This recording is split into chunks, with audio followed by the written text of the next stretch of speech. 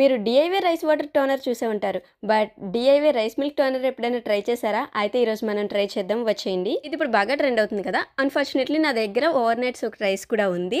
So వెంటనే try చేయాలనిపించింది. And మీ దగ్గర over night లేకపోతే ఓన్లీ 1 hour బిఫోర్ సోక్ చేసిన రైస్ అయినా ఓకే. అలాగే మీలో ఎవరైనా రా రైస్ తినే వాళ్ళు ఉన్నారా? నాకైతే చాలా ఇష్టం, బట్ ఇదైతే హెల్త్కి మంచిది కాదు కదా. సో కంట్రోల్ చేసుకుంటున్నాను. రైస్ని 2 to 3 times బాగా వాష్ చేసి 1 hour అయితే సోక్ చేసుకోవాలి. సో ఆ సోక్ చేసిన రైస్ని only small glass of water వేసి మనమైతే ఫుల్గా బ్లెండ్ చేసుకోవాలి. అదైతే సోక్ అయింది కాబట్టి చాలా స్మూత్గా అయితే అయిపోతుంది. దాన్ని అయితే స్ట్రైన్ చేసామంటే మనకి ఇలా రైస్ మిల్క్ అనేది రెడీ అయిపోతుంది. సో ఇందులో మనం ఒక విటమిన్ ఈ ఆయిల్ కూడా యాడ్ చేయాలి. నేనైతే యాడ్ చేశాను, క్లిప్ మిస్ అయింది.